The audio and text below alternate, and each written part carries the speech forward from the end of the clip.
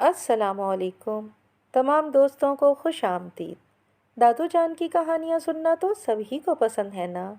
اگر آپ کو بھی دادو جان کی کہانیاں پسند ہیں تو میرے چینل کو سبسکرائب کریں اور بیل کے بٹن کو آن کر دیں۔ شکریہ۔ تیسری رات اور تیسری کہانی۔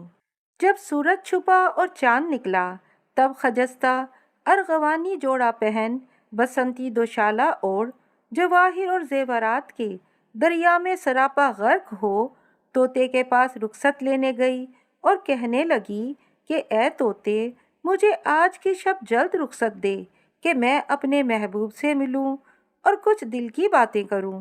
طوطے نے کہا کہ اے خجستہ بانو، میں نے تو تجھے پہلی ہی شب رخصت دے دی تھی، اب تک تو نے کیوں انتظار کیا؟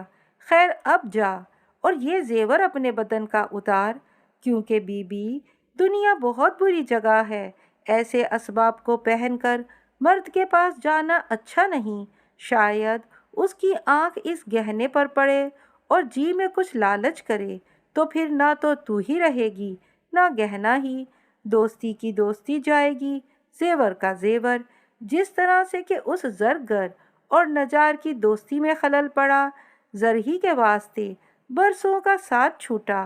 خجستہ نے پوچھا کہ طوطے میاں کہ یہ کیا قصہ ہے، ذرا بیان تو کرو۔ طوطا کہنے لگا کہ کسی شہر میں ایک بڑھئی اور سنار میں ایسی دوستی تھی کہ جو کوئی انہیں دیکھتا سو یہی کہتا کہ یہ ماں جائے بھائی ہیں۔ اتفاقاً وہ دونوں سفر کو گئے تو کسی شہر میں جا کر تمام مال اسباب جاتا رہا تو کہنے لگے کہ اس شہر میں فلانی جگہ بت خانہ ہے، اس میں کئی بت سونے کے ہیں، یہاں سے برہمنوں کی صورت بن کر چلیے اور عبادت میں مشغول ہو جائیے، کسی وقت فرصت پا کر 2-4 بت چرائیے اور مزے سے ان کو بیچ کر اپنی زندگی گزارن کیجیے۔ یہ بات ٹھہرا کر وہ دونوں اس بت خانے میں گئے اور عبادت کرنے لگے۔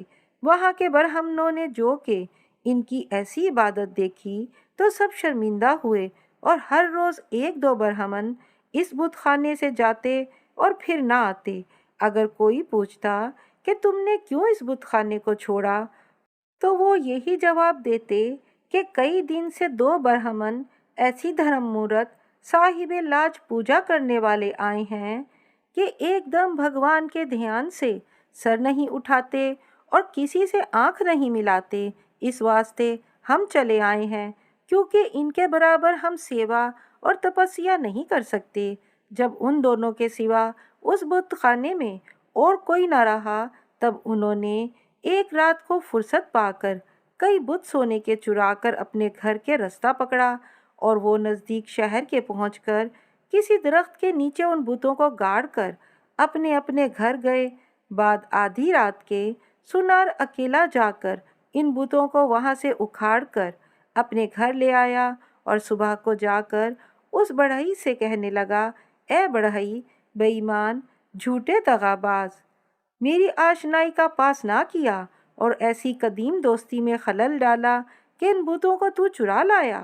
اس بے ایمانی سے کتنے برس جیے گا اور کتنے دن گزارن کرے گا؟ کیا خوب اب زمانے میں دوستی کا اعتبار نہ رہا۔ وہ اس کی باتیں سن کر حیران ہوا کہ یہ کیا بکتا ہے۔ آخر لاچار ہو کر کہنے لگا کہ اے سنار، جو کیا سو کیا، جو ہوا سو ہوا، جانے دے، میں جانتا ہوں کہ خدا کے واسطے مجھ پر مت بہتان باندھ۔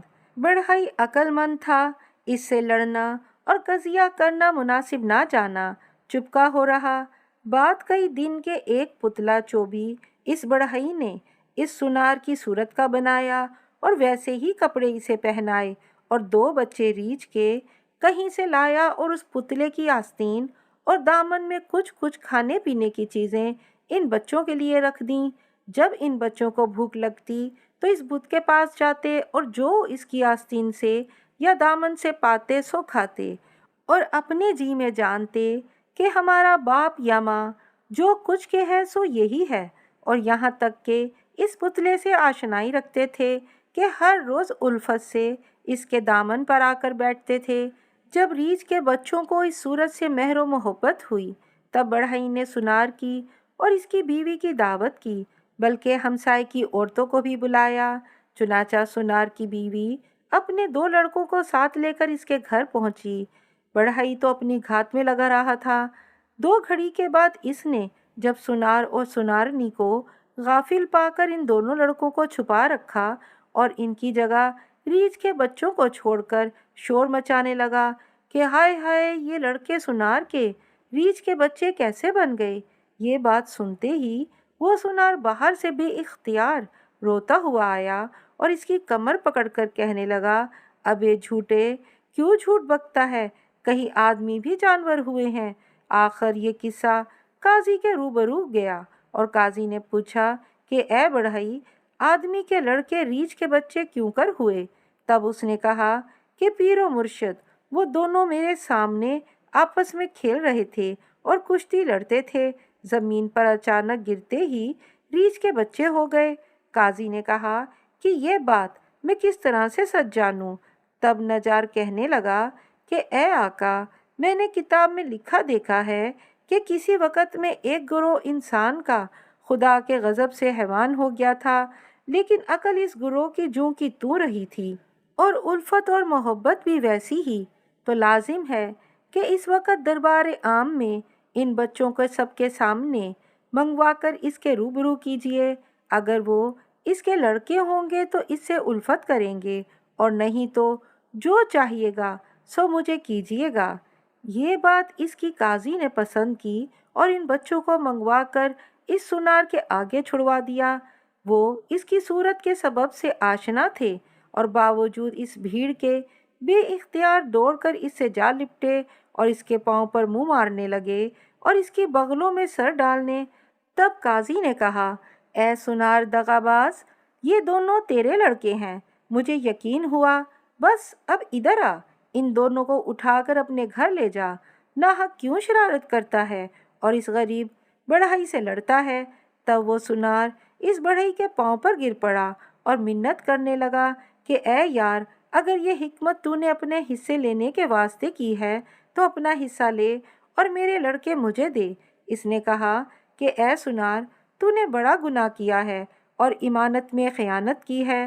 اگر اب جھوٹ بولنا چھوڑ دے اور دغا بازی کی توبہ کرے تو شاید پھر تیرے بیٹے اپنی اصلی صورت پر آویں۔ غرض اس سنار نے اس کا حصہ دیا اور اپنے بیٹے اس سے لیے۔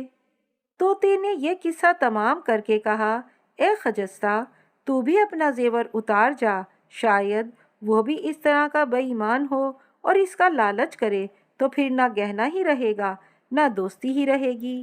خجستہ نے یہ سنتے ہی چاہا کہ گہنا اتارے اور اپنے محبوب کے پاس سدھارے کہ اتنے میں صبح ہوئی اور مرغ نے بانگ دی۔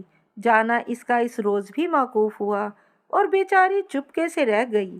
جب آفتاب چھپا اور ماہتاب نکلا تب خجستہ نے ایک جوڑا دھانی گلے میں ڈالا اور ہر ایک جواہر سے اپنے تئیں سنوارا اور بے اختیار ایک بانگ پن سے اٹھی اور طوطے کے پاس رخصت لینے گئی اور کہنے لگی کہ اے طوطے، تو مجھے ہر ایک وقت باتوں میں لگا لیتا ہے اور یوں ہی جھوٹ موٹ بھلا دیتا ہے۔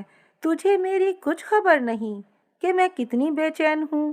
قسم ہے خدا کی تجھے، آج کی شب رخصت دے مجھے کہ میں جاؤں اور اس سے دل کی باتیں کہوں۔ طوطا کہنے لگا کہ اے خجستہ، میں بھی اس بات سے شرمندہ ہوں، سینہ چاک ہے اور دل جلتا ہے کہ تو ہر ایک شب میری باتیں سنا کرتی ہے اور اپنے محبوب کے پاس نہیں جاتی۔ خدا نخواستہ اگر اس عرصے میں تیرا خاوند آ جائے گا تو خام خواہ اپنے محبوب سے خجالت کھینچے گی، جس طرح سے کہ اس لشکری کی جورو سے امیر زیادہ شرمندہ ہوا۔ خجستہ نے پوچھا کہ اس کی اب داستان کیا ہے، تو پہلے یہ بیان کر۔ تو طوطا کہنے لگا، کسی شہر میں ایک مرد لشکری کی بیوی نہایت خوبصورت، حسین و جمیل تھی، کہو تو چندے آفتاب چندے ماہتاب۔ اسی واسطے وہ اس کی نگہبانی کیا کرتا، یہاں تک کہ کسی وقت اس کے پاس سے جدا نہ ہوتا۔ اتفاقاً گردش فلکی سے وہ لشکری محتاج ہوا۔ تب اس کی بیوی نے پوچھا کہ اے صاحب، تم نے کیوں اپنا کاروبار دنیا چھوڑ دیا کہ جو احوال یہاں تک پہنچا اس نے کہا کہ اے بیوی، مجھے تیرا اعتبار نہیں، اس لیے یہ سب کام کاج تباہ کر کے یہاں تک خراب ہوا کہ اب نہ کہیں جا سکتا ہوں، نہ کسی کی نوکری کر سکتا ہوں۔ تب اس نے کہا، اجی، اس خیال فاسد کو اپنے جی سے دور کرو کہ عورت نیک بخت کو کوئی مرد فریفتہ نہیں کر سکتا اور بدبخت بیوی کو کوئی شوہر سنبھال نہیں سکتا۔ تم نے حکایت اس جوگی کی شاید نہیں سنی جو ہاتھی کی صورت بن کر اپنی بیوی کو پیٹھ پر چڑھائے جنگل جنگل پھرا کرتا تھا، اور اس کی بیوی نے اس کی پیٹھ پر 101 مردوں سے دوستی کی تھی۔ تب اس لشکری نے پوچھا کہ اس قصے کو بیان کرو، تو عورت کہنے لگی، ایک راہگیر نے کسی بیابان میں ایک مست ہاتھی عماری دیکھا کہ چلا آتا ہے، تب وہ اس کی دہشت سے ایک درخت بلند پر چڑھ گیا۔ اتفاق سے وہ ہاتھی اسی درخت کے نیچے آیا اور عماری کو اپنی پیٹھ سے اس جگہ اتار کر خود چرائی کے لیے چلا گیا، اور اس مرد نے دیکھا کہ اس عماری میں ایک عورت حسین اور خوبصورت ہے، اس واسطے اس درخت سے اترا اور اس کے پاس آ کر باتیں کرنے لگا، اور وہ بھی اس سے خوش ہو کر اپنے مطلب کی باتیں ناز و انداز سے کرنے لگی کہ گویا ہمیشہ کی آشنا تھی۔ کچھ دیر کے بعد اس عورت نے ایک دھاگا اپنی جیب سے گرہ دار نکالا اور ایک گرہ اس ڈورے میں اور دی۔ تب اس مرد نے پوچھا، تم کو اپنے خدا کی قسم سچ کہو کہ یہ کیسا دھاگا ہے اور یہ کیسی گرہیں ہیں اور یہ کیوں گانٹھ دی ہیں؟ مجھ کو ابھی اس کے متعلق بتاؤ۔ تب وہ بذات کہنے لگی کہ میرا شوہر جادوگر ہے اور میری حفاظت کے واسطے ہاتھی بنا رہتا ہے اور مجھے اپنی پیٹھ پر چڑھائے جنگلوں جنگلوں پھرتا ہے۔ اس کی اس خبرداری پر میں نے 100 مردوں کے ساتھ دوستی کی اور یادگار کے واسطے ایک ایک گرہ دی۔ آج تیری وجہ سے 101 ہوئیں۔ سپاہی کی بیوی جب داستان تمام کر چکی تب اس کے شوہر نے کہا کہ اب میرے حق میں کیا فرماتی ہو؟ جو کہو سو کروں۔ تب اس عورت نے کہا کہ بہتر تو یہ ہے کہ تم سفر کرو اور کہیں نوکر ہو جاؤ، میں ایک گلدستہ تر و تازہ پھولوں کا دیتی ہوں، جب تک وہ گلدستہ تر و تازہ رہے تب تک سمجھنا کہ میری بیوی اپنی حرمت اور عصمت سے بیٹھی ہے، اور خدا نخواستہ وہ مرجھائے تو سمجھ لینا کہ اس سے کچھ فعل بد صادر ہوا ہے۔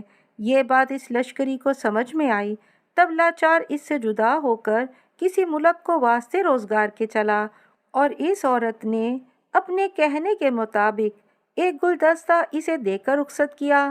غرض اس گلدستے کو بخوبی اپنے پاس 8 پہر رکھتا اور دیکھا کرتا۔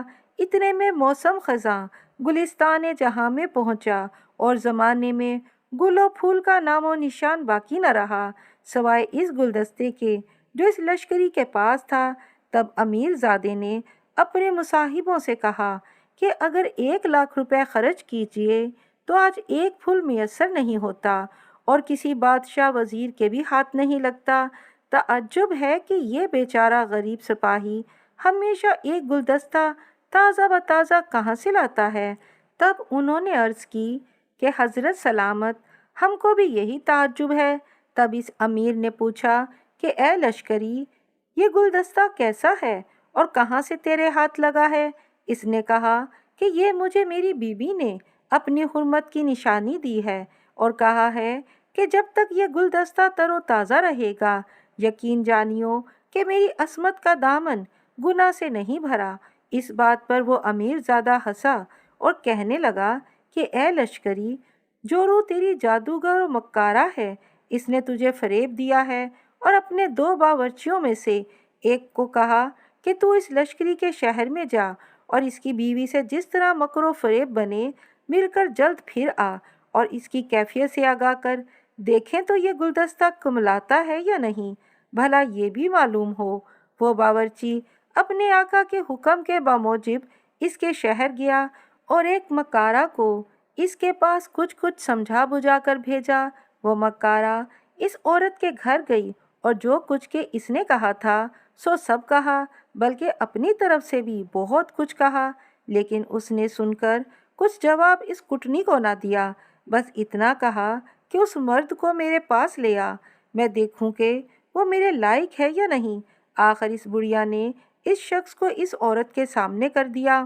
تب اس نیک بخت نے اس مرد کے کان میں جھک کر کہا کہ اچھا، میں حاضر ہوں، لیکن اس وقت تو جا اور اس مکارہ سے کہہ کہ میں اس عورت سے دوستی نہ کروں گا، کہ یہ میرے لائق نہیں، اور بعد پہر رات کے اکیلے بے دھڑک میرے گھر چلا آ، پھر جو کچھ تو کہے گا میں قبول کروں گی، پر اس کو خبر مت کریو کہ راز اس قوم سے کہنا اچھا نہیں۔ غرض اس مرد نے اس بات کو پسند کیا اور اس کے کہنے کے بموجب اس مکارہ سے کہا کہ میں اسے آشنائی نہ کروں گا، کیونکہ یہ میرے قابل نہیں، اور بعد آدھی رات کے اس عورت کے دروازے پر آیا اور دستک دی۔ اس عورت نے اپنے گھر کے اندھے کنویں پر ایک چارپائی کچے سوت کی بنی ہوئی بچھوائی اور ایک چادر اس پر کسوا کر اس مرد کو بلا کر کہا کہ اس پر بیٹھ۔ وہ خوشی کے مارے جوں ہی اس پر بیٹھا اور ویسے ہی اس کے اندر گر پڑا اور غل کرنے لگا۔ تب اس بی بی نے کہا کہ اے شخص، سچ کہہ کہ تو کون ہے اور کس کا بھیجا ہے اور کہاں سے آیا ہے۔ اگر سچ کہے گا تو جیتا چھوڑوں گی، اور نہیں تو اسی کنویں میں تیری جان ماروں گی۔ تب اس نے ناچارن تمام احوال اپنا اور اس امیر زادے کا اور اس کے خاوند کا بیان کیا، پر اس حادثے سے نکل نہ سکا، اسی چاہ میں ایک مدت بند رہا۔ اس امیر زادے نے اس کے نہ پھر آنے کے باعث سے دوسرے باورچی سے کہا کہ تو یہاں سے بہت سا مال تجارت کا اس شہر میں لے جا اور اس عورت سے دوستی کر کے جلد پھر آ، لیکن ایسا نہ کرنا کہ تو بھی اسی کی طرح سے وہیں کا ہو رہے۔ آخر وہ بھی اس ملک میں گیا اور ایک مکارہ کو اپنے ساتھ لے کر اس کے گھر آیا، اور اسی کی طرح سے وہ بھی اسی چاہ میں قید ہوا۔ تب اس امیر زادے نے جانا کہ شاید کچھ اس پر آفت پڑی جو کہ اب تلک ادھر نہ آیا۔ تب آپ ہی ناچار ہو کر ایک روز شکار کا بہانہ کر کے اس ملک کو چلا، اور مع لشکر وہ لشکری بھی اس کے ساتھ ہوا۔ بعد کئی دن کے شہر کے قریب پہنچ کر کسی باغ میں اترا۔ وہ لشکری اپنے گھر گیا اور وہ گلدستہ تازہ بتازہ اپنی بیوی کے آگے رکھ دیا۔ تب اس عورت نے تمام واردات چوں کی توں جو گزری تھی اپنے شوہر سے کہی۔ بعد 2 دن کے وہ لشکری اپنے آقا کو گھر لے گیا اور ضیافت کی، اور ان دونوں باورچیوں کو اس کنویں سے نکالا، لونڈیوں کے کپڑے پہنا کر کہا کہ ہمارے گھر مہمان آئے ہیں، اگر آج تم کھانا اچھا مزیدار پکا کر ان کے آگے لے جاؤ گے اور خدمت ان کی بجا لاؤ گے تو کل ہم تمہیں آزاد کر دیں گے۔ غرض دونوں ویسے ہی کپڑے پہن کر کھانا امیر زادے کے آگے لے گئے۔ کنویں کے دکھ سے اور غذا بد کے کھانے سے سر کے بال اور مونچھ داڑھی کے بال جھڑ پڑے تھے اور منہ کا رنگ تغیر ہو چکا تھا۔ امیر زادے نے فی الفور انہیں نہ پہچانا اور لشکری سے پوچھا کہ ان باندیوں نے ایسا کیا گناہ کیا تھا جو تم نے ان کا سر منڈوایا اور اس احوال کو پہنچایا۔ تب اس لشکری نے کہا انہوں نے بڑا گناہ کیا ہے، میں کیا عرض کروں، آپ ہی ان سے پوچھئے، یہ آپ ہی اپنا حال بیان کریں گی۔ آخر اس امیر زادے نے غور کر کے دیکھا تو اپنے باورچیوں کو پہچانا اور انہوں نے بھی اپنے آقا کو۔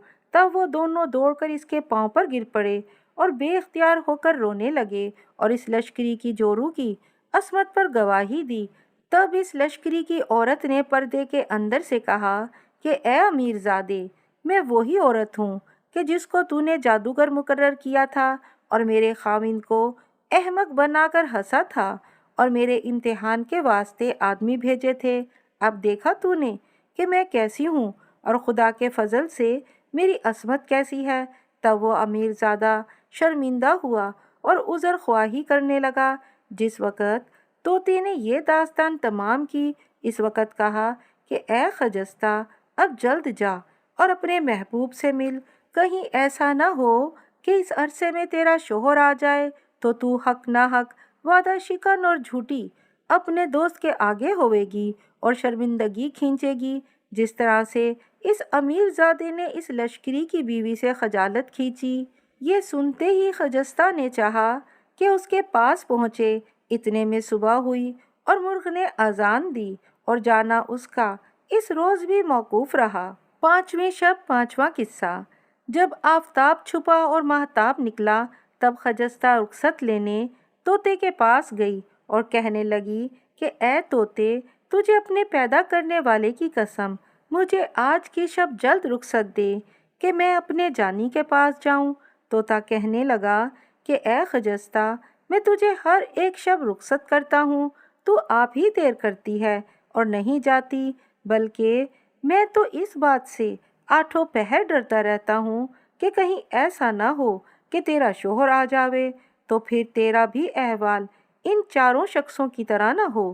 خجستہ نے پوچھا کہ ان چاروں کا قصہ کیوں کر ہے، بیان کر۔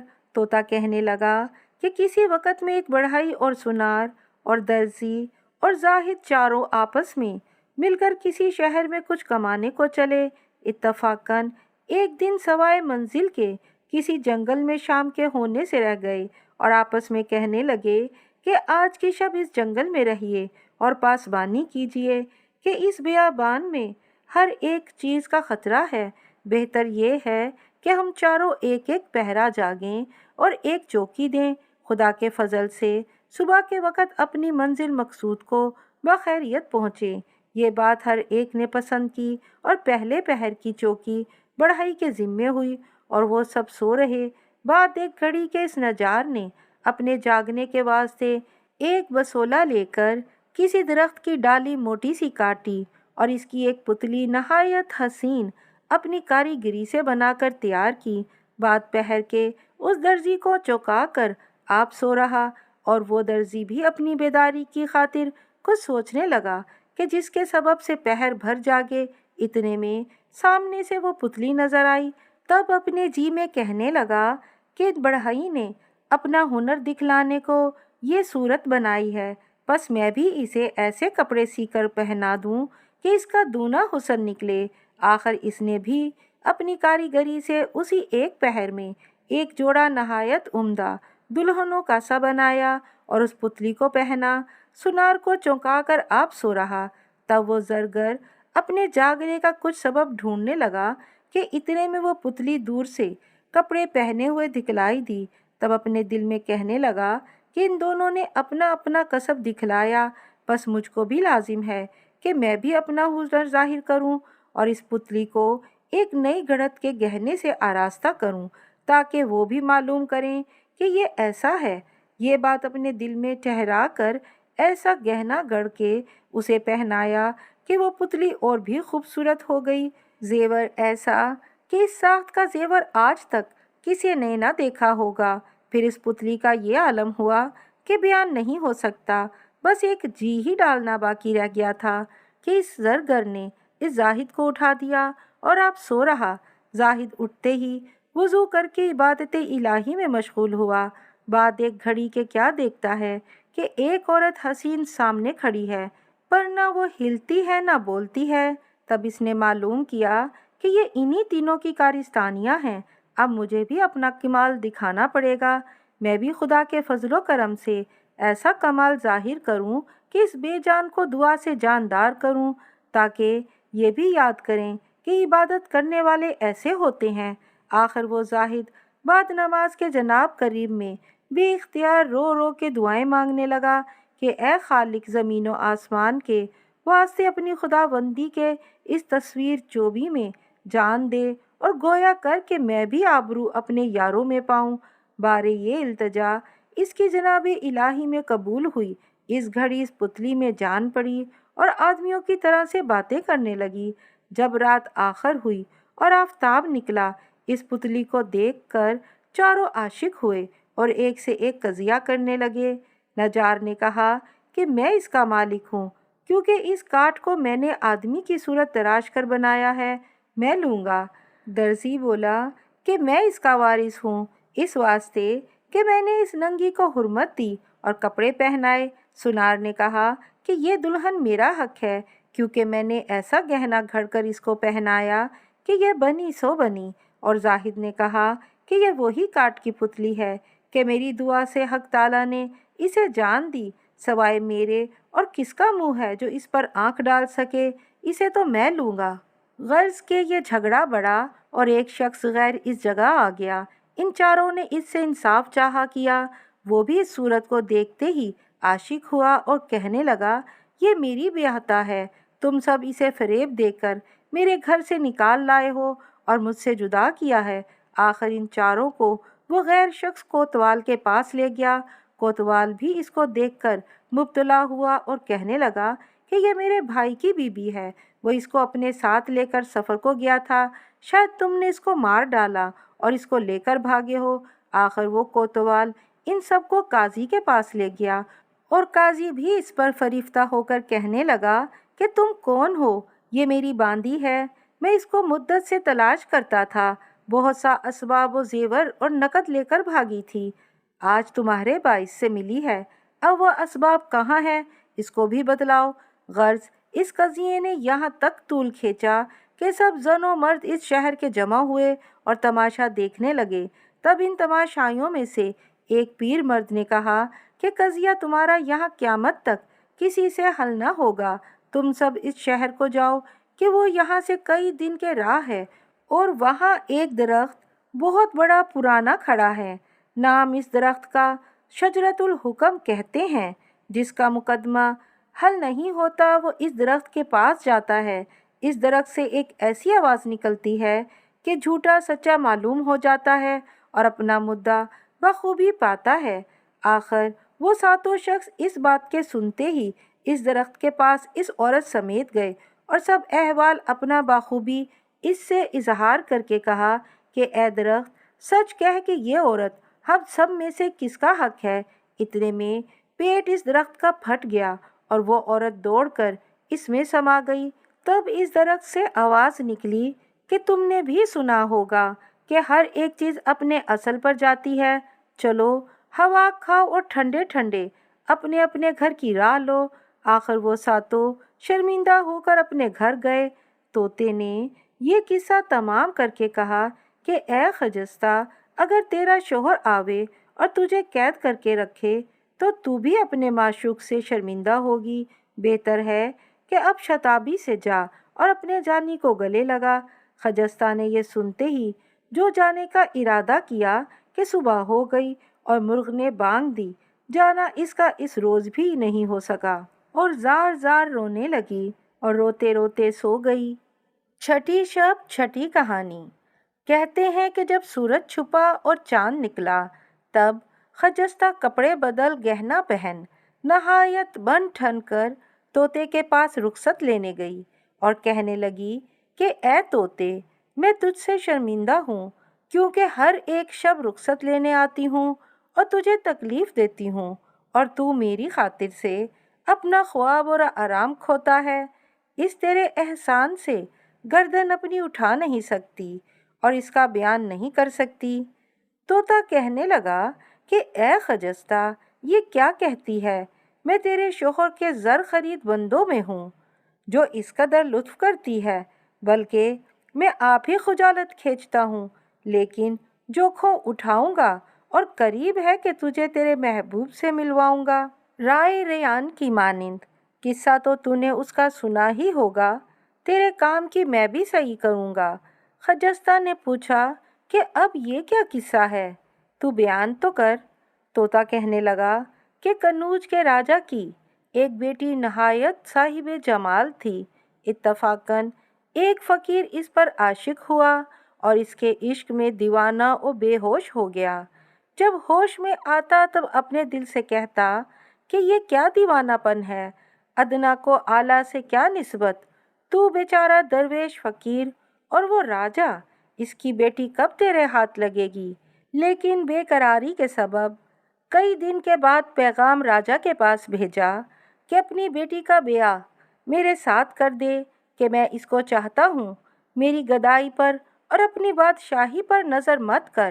راجا یہ پیغام فقیر کا سن کر غضبناک ہوا اور بولا، ارے کوئی ہے جلد ادھر آوے اور اس فقیر کو جا کر سزا دیوے۔ دیوان نے عرض کیا کہ بادشاہ کو یہ لازم نہیں کہ غریب فقیر کو گالی دے یا اسے کوئی نقصان پہنچاوے، اس کو اس حکمت سے اس شہر سے نکالوں گا کہ مارا جاوے اور آپ پر بدنامی نہ آوے۔ بعد اس کے دیوان نے فقیر کو بلوا کر کہا کہ اے فقیر، اگر ایک ہاتھی زر سے لدا ہوا لاوے تو یقین ہے کہ شہزادی کو پا لے گا۔ درویش اس بات کے سنتے ہی خوش ہو کر زر کی فکر کرنے لگا۔ تب کسی شخص نے اس فقیر کو کہا، اے فقیر، اگر تو رائے رایان کے پاس جائے تو جو چاہے گا سو پائے گا۔ اسی وقت وہ فقیر رائے رایان کے پاس گیا اور اس سے سوال کیا کہ رائے بابا کی خیر، ایک ہاتھی اشرفیوں سے لدا ہوا یہ فقیر چاہتا ہے۔ صدا فقیر کی جونہی رائے رایان نے سنی، اسی وقت ایک ہاتھی زر سے لدا ہوا اس کو دیا۔ فقیر اس ہاتھی کو لیے ہوئے راجا کے پاس آیا اور کہنے لگا، اے مہاراج، یہ ہاتھی زر سے لدا ہوا مجھ سے لیجئے اور شہزادی کو مجھ سے بیعہ دیجئے۔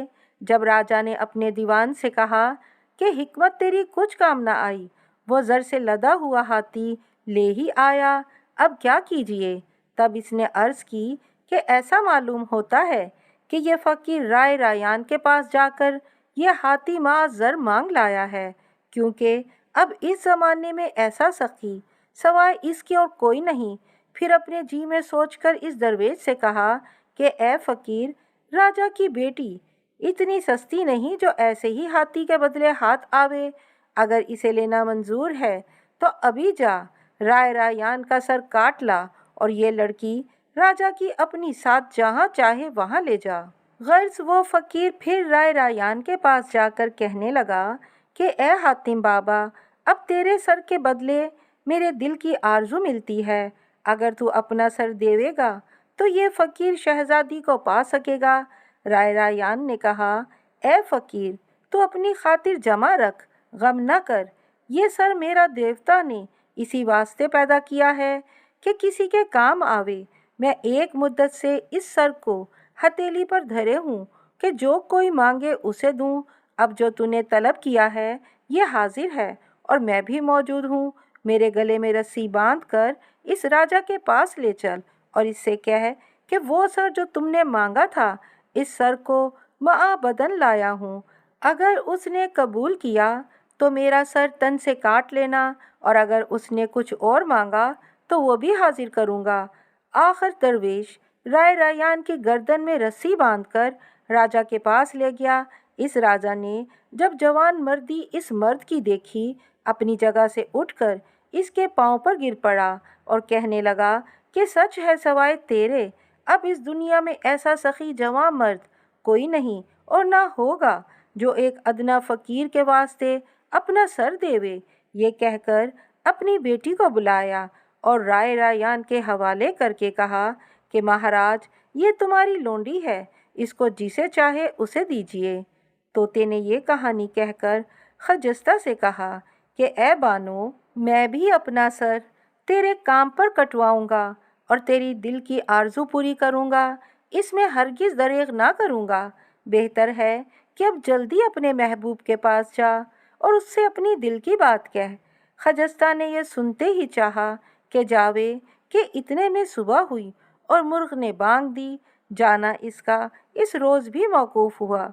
7ویں شب 7ویں کہانی۔